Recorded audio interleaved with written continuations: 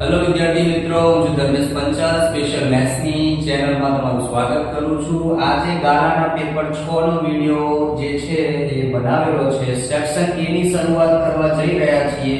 બરોબર છે. ઘણા વિદ્યાર્થીઓ મેથ્સની આઈએમપી માંગી રહ્યા છે. મેથ્સની આઈએમપી જે છે બહુ ઝડપથી અપલોડ કરી આપીશ તમને. અને વિડિયો ઉપરનું કામકાજ ચાલુ થઈ ગયું છે. અને સાયન્સની આઈએમપી જોતી હોય તો ઓલરેડી વિડિયો અંદર અપલોડ કરી દીધેલો છે. બરોબર છે, તમે જઈને જોઈ શકો છો. એટલું તૈયાર કરી નાખશો તો તમારા બોર્ડની અંદર 65 ઉપર માર્ક્સની ગણતરી 100% થઈ જશે. અને ગાલા કરતા પણ ઓછા પ્રશ્નો મેં એની અંદર આપેલા છે. બરોબર છે. ચલો સેક્શન A ની શરૂઆત કરી નાખીએ. ઓબ્જેક્ટિવ છે, એક સમીકરણ આપી દીધું છે આપણને કે 4x 3y 24 ની રેખા અને x અક્ષના છેદ બિંદુના યામ ખાલી જગ્યા છે. જ્યારે પણ x અક્ષની વાત કરી હોય ત્યારે y 0 થઈ જશે. શું 0 થઈ જાય? y. તો y વાળો પદ 0 થઈ જશે. 4 જે છે 24 ના ભાગાકારમાં આવી જાય. 6 ચોક 24. કેટલો જવાબ આવશે? y 0 અને x ની કિંમત 6 હોય. c આપો છો. બરોબર છે. ચલો મેથડ પણ કરાઈશ. બરોબર, આ શોર્ટ ટ્રીક હતી, મેથડ પણ કરાઈ દઈશ.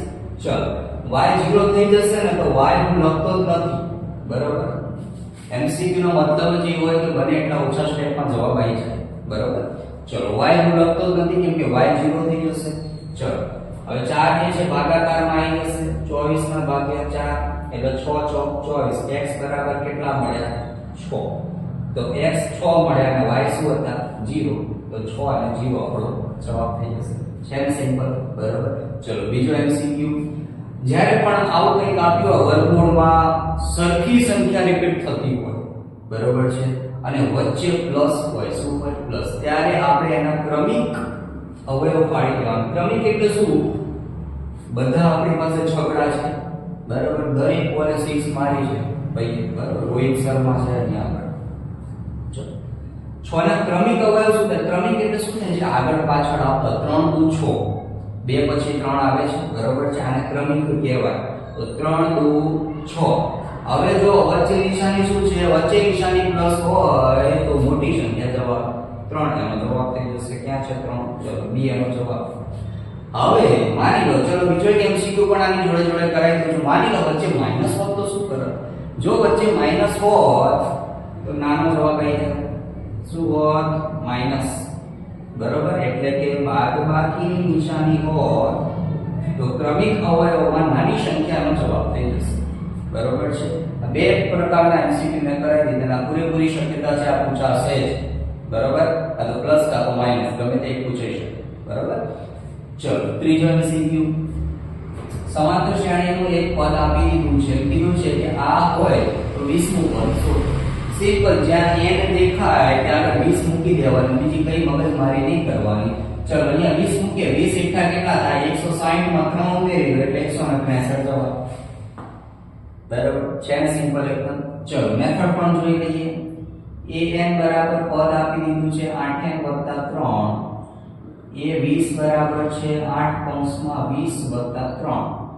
20 એકઠા 160 3 163 એનો જવાબ આવશે. બરાબર, એકદમ સિમ્પલ.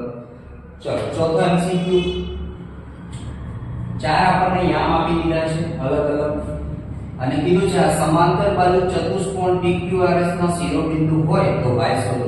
હવે જ્યારે પણ વિદ્યાર્થી મિત્રો ઓબ્જેક્ટિવ આપ્યો હોય ત્યારે તમારે દાખલો ગણવાની મગજમારી કરવાની બિલકુલ નથી થતી, જો મારા વિડિયો જોયા હોય તો. બરોબર છે. અહીંયા આગળ જુઓ, y શોધવાનું કીધું છે ને તો x જોવાના જ નહીં. બરોબર, x જાય તે લેવા આપણે કોઈ લેવા દેવાની એની સાથે.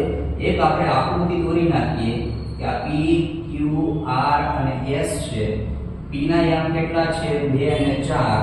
q ના કેટલા છે? 0 અને 3.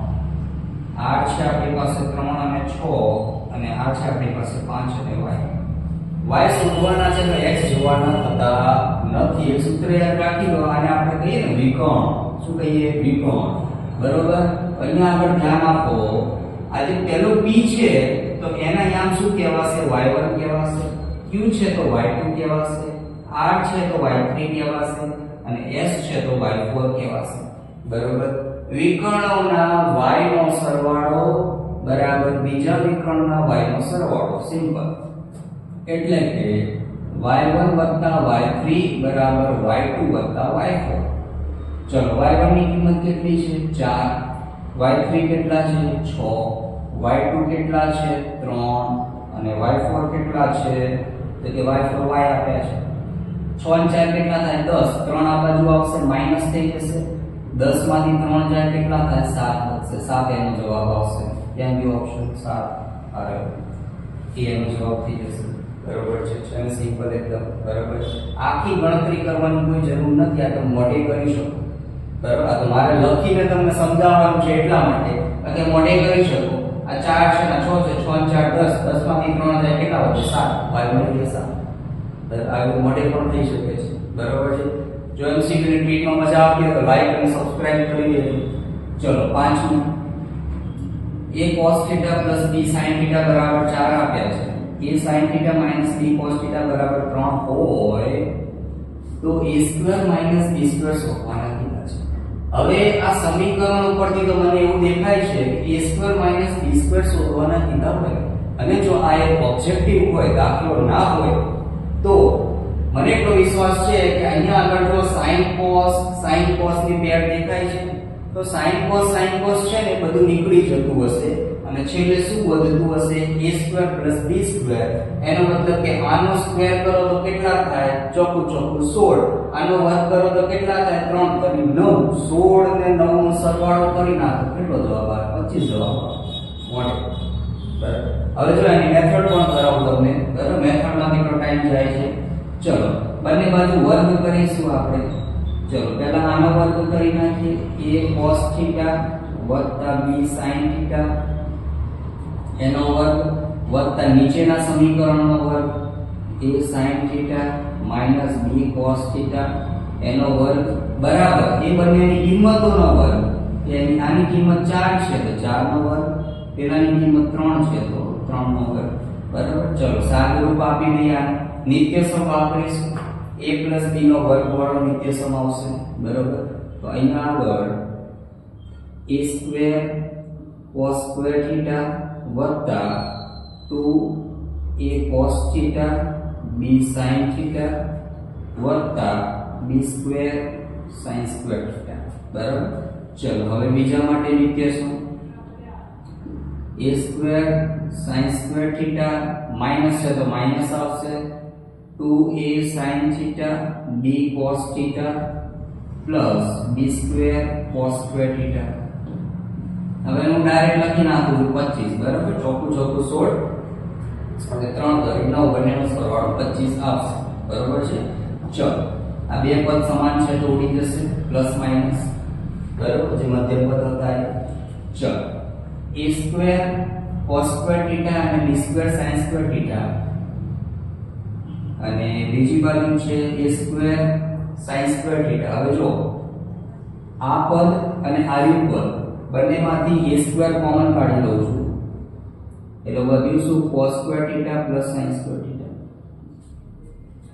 ચલો પછી b સ્ક્વેર માંથી b સ્ક્વેર કોમન કાઢી લઉં છું એટલે વધ્યું શું sin સ્ક્વેર θ cos સ્ક્વેર θ બરાબર કેટલા મળે આપણને 25.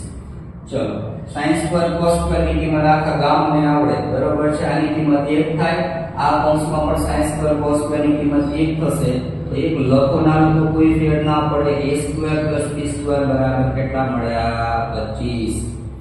કેટલી મગજમારી થઈ. બરાબર છે, એના કરતા સિમ્પલ લોજિક તમે લગાડી શકો છો. sin cos દેખાય ને આ સમીકરણ બનતા હોય એ બધું નીકળી જવાનું છે કેમ કે એ બંનેના વર્ગોનો સરવાળો 1 થાય અને મધ્યમ પદ પ્લસ માઈનસ હોય એટલે કટ થઈ જવાના છે, ખાસ કરીને ઓબ્જેક્ટિવ. બરોબર છે, તમારે ડાયરેક્ટલી વર્ક કરીને લખી શકો છો. બરોબર છે, ચલો છઠ્ઠામાં બહુ ભારે રકમ આપી દીધી છે આપણને. બરોબર છે, માથામાં આપણને માથું દુખી જાય એવી રકમ આપી છે. 20 અવલોકનનો મધ્યક 38 છે.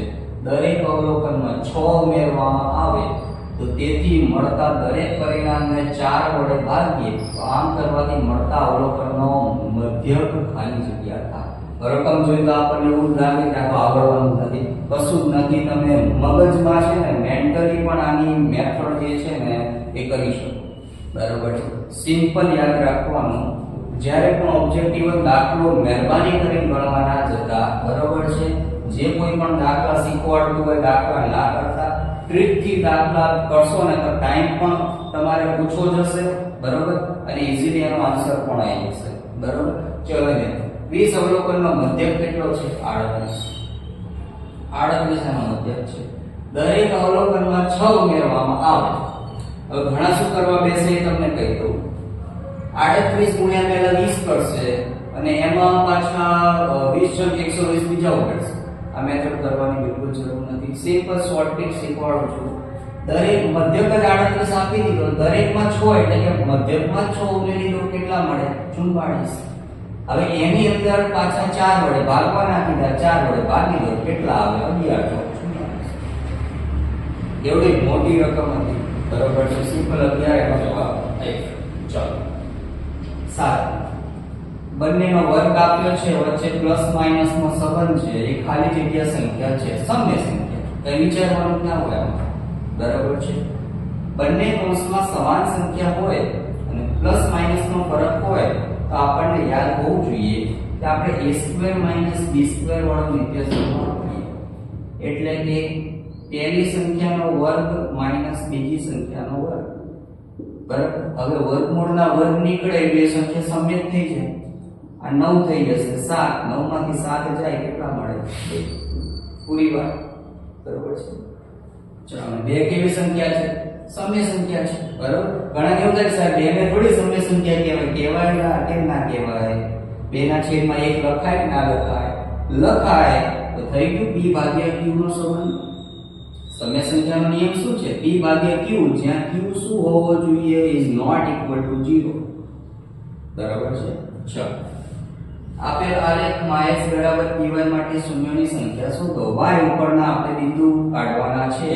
આ પહેલો, બીજો, ત્રીજો અને ચોથો, 4 એના જવાબ આવી જશે. y ઉપરનું પૂછ્યું છે. x નું પૂછ્યું તો આપણે x નું જોવો, બરાબર? x નું પૂછ્યું તો શું આવે એ પણ જોઈ લઈએ. x ઉપર આ એક બિંદુ છે કે છે, એક જવાબ આવે. y નું પૂછ્યું છે એટલે 4 આવે, બરાબર છે? જો ટ્રીકમાં મજા આવતી હોય, બરાબર છે, તો વિડિયોને લાઈક, સબસ્ક્રાઇબ કરી નાખજો. તમારા કોઈ ડાઉટ હોય તો પણ કોમેન્ટ કરીને જણાવજો. પૂરેપૂરો પ્રયત્ન કરીશ તમને આનું સોલ્યુશન પૂરું પાડવા, બરાબર છે?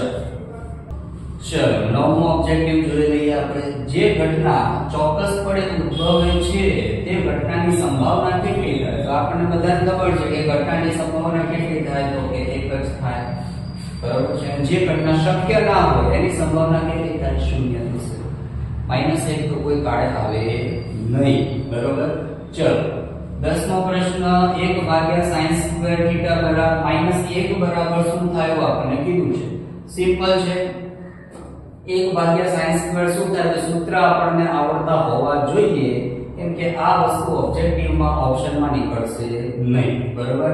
1/sin² થાય cos² θ અને cos² - 1 કરો એટલે શું થાય? cot² θ, બરાબર? અહીંયા આગળ લખી દઉં છું. 1/sin² એટલે cos² θ -1 અને આ બંનેની બાદબાકી વાળું સૂત્ર શું છે? તો કે cot² θ, બરાબર? સિમ્પલ. ચલો, 11ની ખાલી જગ્યા જોઈ લઈએ. P કેન્દ્રિત વર્તુળની બહારના ભાગમાં એક P કેન્દ્રિત વર્તુળ છે.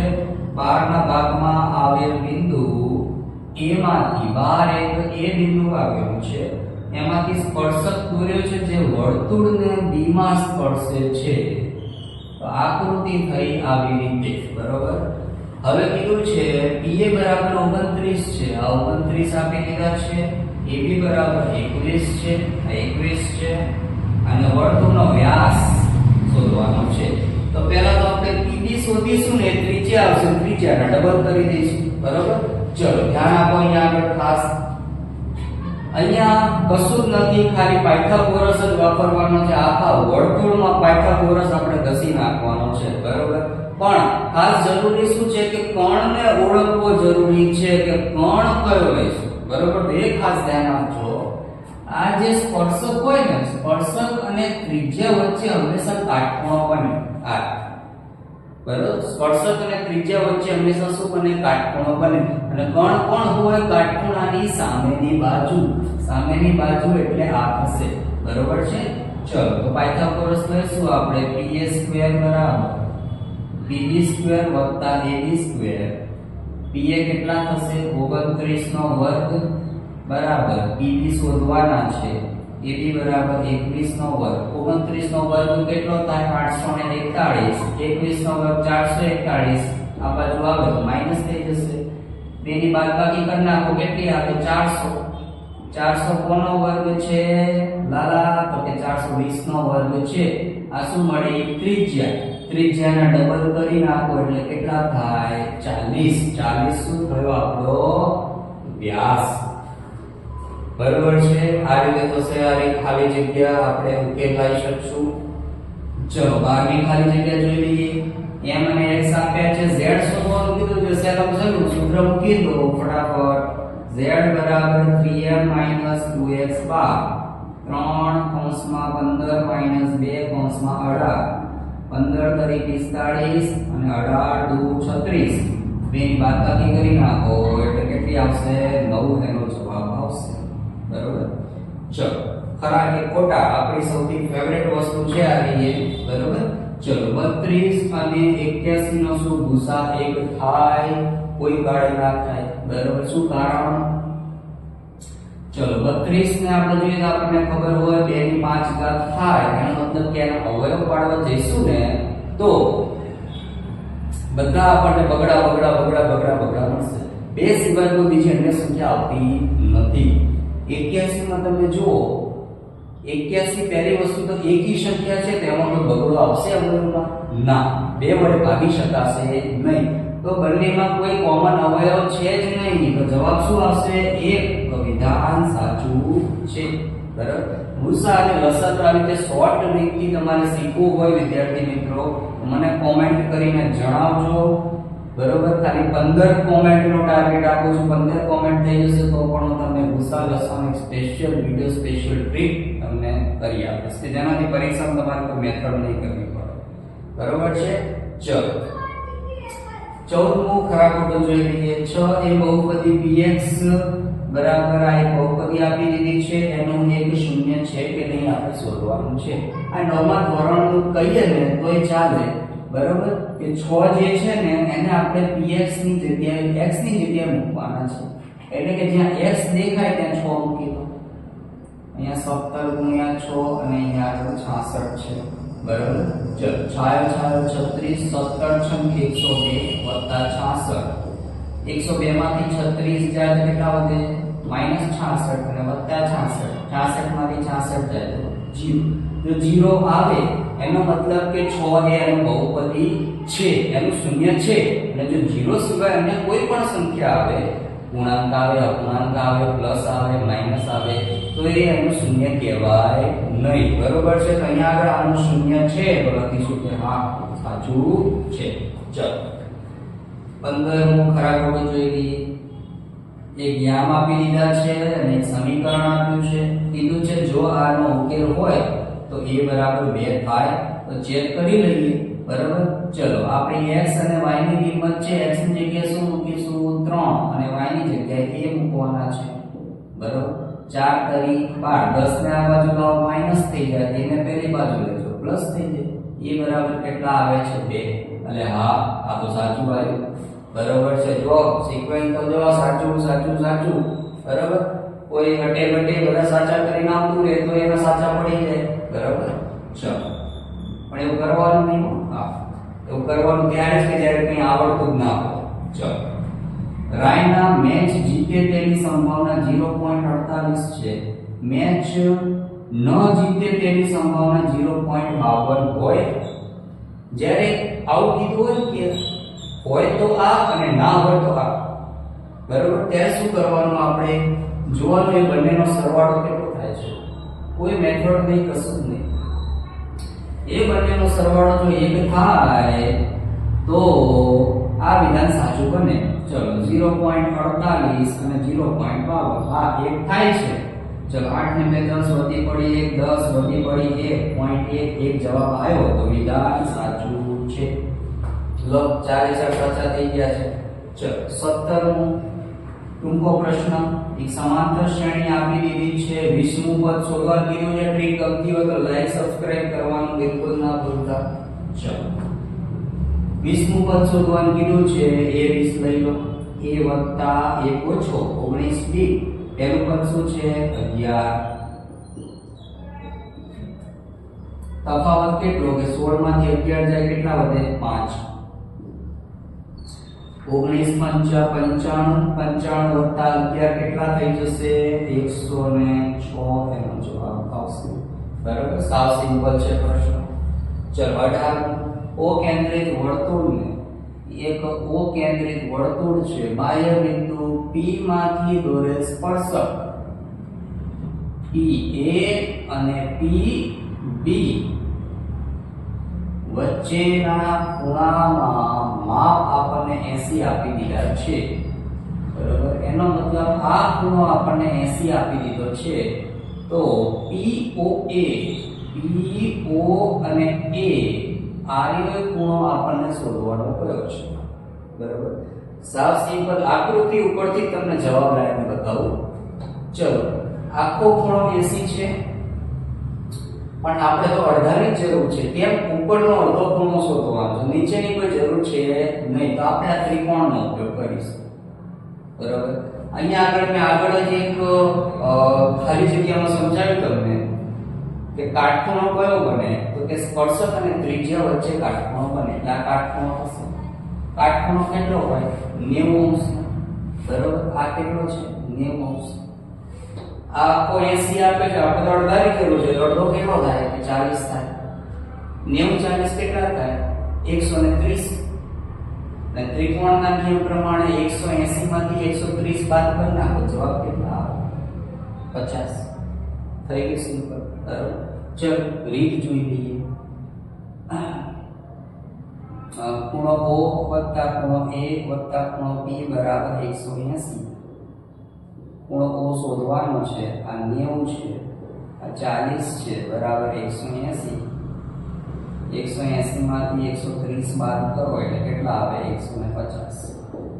બરાબર, આને ખરેખર આપણે કેવી રીતે લખવું પડે? આમ તો કે ખૂણો O ના લખાય, શું લખાય? POA. બરાબર, કેમ કે ઉપર નીચે બે ત્રિકોણ બને છે એટલા માટે. બરાબર, એટલે A ને A ના લખી શકાય, શું લખાય? કે OAP. P ને શું લખાય? કે APO. બરાબર, આ રીતે આપણે ડિટેલમાં લખવું પડે. આપણે એ પણ જણાવવું પડે કે આ 90° કઈ રીતે થયું. તો ખૂણો એક કાટખૂણો હોવાથી 90° છે, પણ ઓબ્જેક્ટિવ છે એટલે આટલી બધી માથાકૂટ કરવાની થતી નથી. ખાલી આપણે જવાબથી જ મતલબ છે. બરાબર, ચલો 19મું, બંનેનો રેશિયો આપી દીધો છે. PA 12 શોધવાના કીધા છે. ચલો, PA 12 નો હિસ્સો કેટલો છે? 7. અને આ બંનેનો સરવાળો કેટલો થાય? 7 ને 2 9 થાય તો જવાબ. બરાબર છે. ચલો 20મું, જો પ્રથમ n પ્રાકૃતિક સંખ્યાનો મધ્યક આ હોય તો n ની કિંમત શોધો.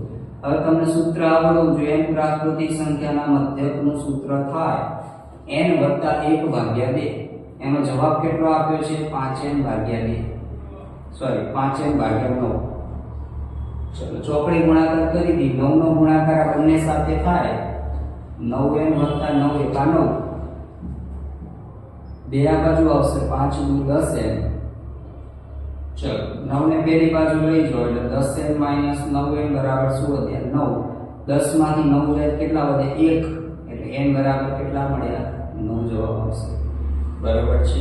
21 22 23 24 જે છે સૂત્રો છે, સૂત્રો હું નથી લખતો. બરાબર છે, તમારે તૈયાર કરવાના છે. ખાસ તૈયાર કરજો, બિલકુલ છોડતા નહીં. બરાબર છે. અને વિડિયો જો ગમ્યો હોય, ટ્રીક જો પસંદ આવી હોય તો લાઈક અને સબસ્ક્રાઇબ કરવાનું ના ભૂલતા અને કોમેન્ટ જરૂરથી કરજો કે ના સર અમને ખબર પડી રહી છે. બરાબર છે. સેક્શન બી નો વિડિયો ખૂબ ઝડપથી અપલોડ કરી આપીશ. બરાબર, તમારા આ વિડિયો જોવા બદલ ખૂબ ખૂબ આભાર.